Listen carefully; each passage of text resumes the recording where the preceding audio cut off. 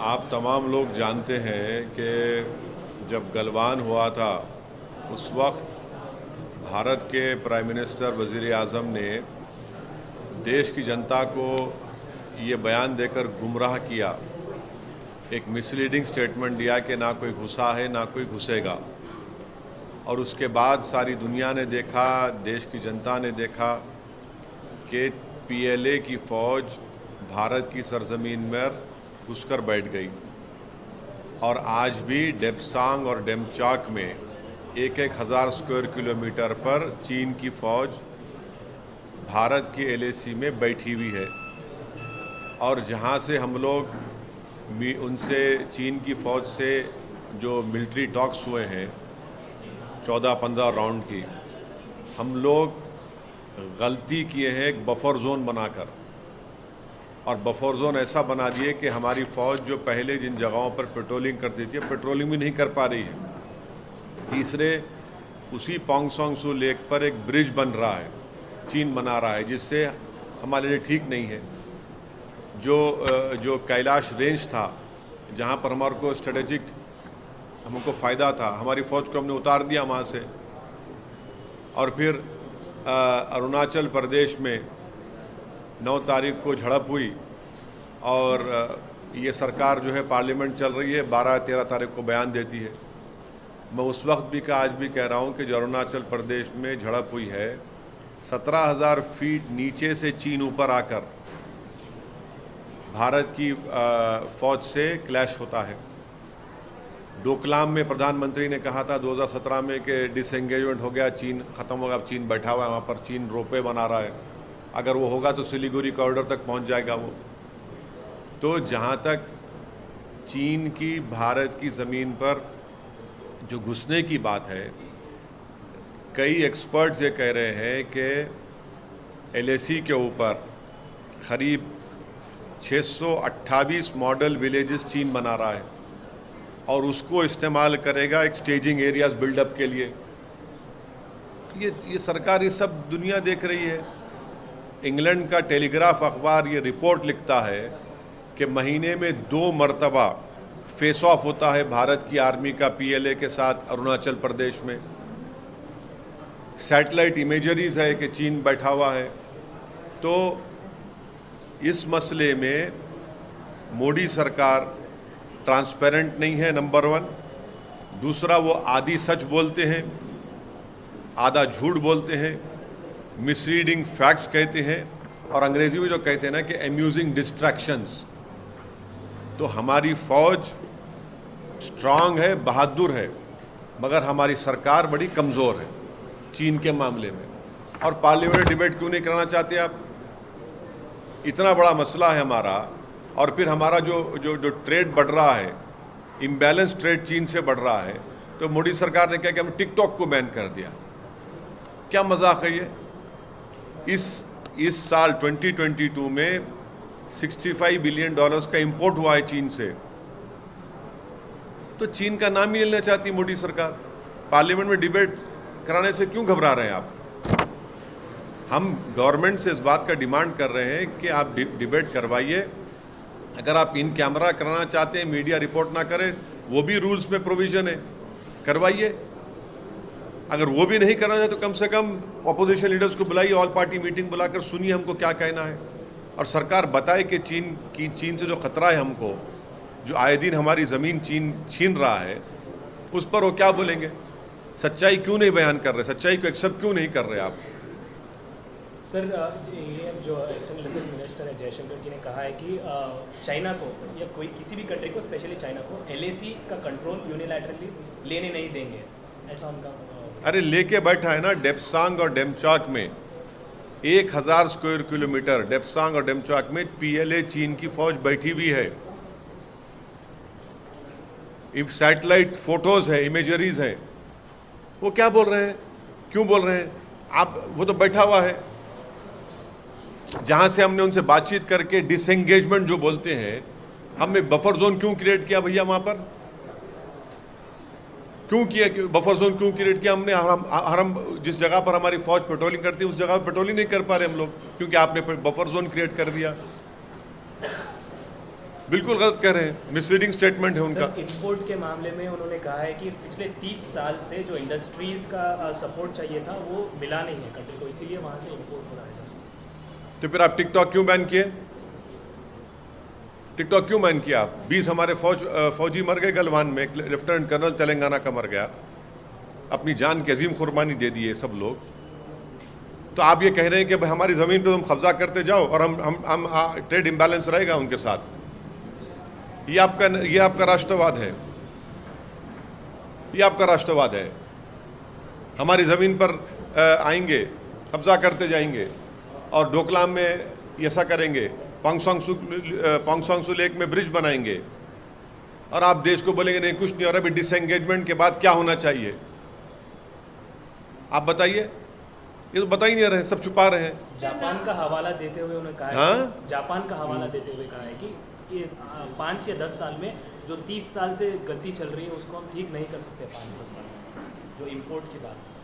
आप सिर्फ चीन के ताल्लुक से स्ट्रांग हो जाइए। आप स्ट्रांग क्यों नहीं होते? 8 साल से आपकी सरकार है, क्या आप इस गवर्नमेंट ने गलवान के वक्त इस देश को झूठ बोला नहीं बोला कि ना कोई घुसा है ना कोई घुसेगा? तो फिर 15 राउंड जो पीएलए से बातचीत किस लिए हुई? फिर हमने जो डिसएंगेजमेंट कहां से किया जब घुसे नहीं तो वहां पर? ये अरुणाचल प्रदेश में क्लैश क्यों हुआ? फिर ये यहाँ पर आपके उसी डोकलाम पे जो ब्रिज बन रहा है, क्या उस सिलीगुड़ी कॉरिडोर को फ्यूचर में खतरा नहीं है? महीने में 2 मरतबा फेस ऑफ हो रहे हैं अरुणाचल प्रदेश में चीन की आर्मी के साथ। आप पार्लियामेंट में डिबेट क्यों नहीं करवाना चाहते? डिबेट करवाइए पार्लियामेंट में, हम अपनी बात रखेंगे। आप आकर पूछते हम आपको बोलते हैं, वो आपको बोल रहे हैं, बट डिबेट कराइए ना पार्लियामेंट में। पूरा अपोजिशन यूनाइटेडली डिमांड कर रहा है गवर्नमेंट से कि आप डिबेट करवाइए इसके ऊपर। तो किसकी गलती थी सर? पॉलिसी में कुछ कमी है या एक्सटर्नल अफेयर्स पॉलिसी या डिफेंस पॉलिसी, कहाँ पर? गवर्नमेंट कमजोर है, फौज बहुत ताकतवर है और हमेशा रहेगी। गवर्नमेंट कमजोर है, चीन का नाम लेने से कतराते हैं। हम आपको इतनी मिसालें दे रहे हैं आपको। सर आज इंडिया अब ये जो हालात देख के अब India is going to utilize its naval assets to do surveillance on the land disputes and on the border specially, तो आप उसको किस तरह से देखते हैं? करिए, अच्छा है, कौन रोक रहा है? बहुत अच्छा है। देश की सुरक्षा के लिए जो भी करना है, सिक्योरिटी के लिए करना चाहिए। भाई लाल आंख दिखाइए ना, 56 इंच का सीना दिखाइए चीन को। आप तो हमारे देश के प्रधानमंत्री तो उठकर जाकर मिले, उससे हाथ मिलाए तो अरुणाचल में क्लैश हो गया। चीन के बारे में इस सरकार को बड़ी संजीदगी से और सीरियसली लेने की बहुत बड़ी ज़रूरत है। आप देश को बताइए, आप ट्रांसपेरेंसी रखिए, इंफॉर्मेशन। भाई आप क्यों छुपा रहे हैं? पूरे सैटेलाइट इमेजेस सारी दुनिया देख रही है। फॉरेन कंट्रीज के अखबारात आपकी झूठ को सामने रख दे रहे हैं। कब तक आप half truths, misleading facts, amusing distractions कब तक चलते रहेंगे? और जब हम बोलते तो उन्हें नहीं, आप लोग यकीन, अरे यकीन कैसा करेंगे आपका? आप तो सच्चाई बता ही नहीं रहे देश को, मुल्क को। The foreign minister says that if we were in denial, then we would not have deployed the army there. And the accusation against the opposition is that instead of focusing and letting them speak, you only want to create ruckus in the parliament and. Well, you see, the government should allow a discussion on the Chinese ingression in the Indian LAC.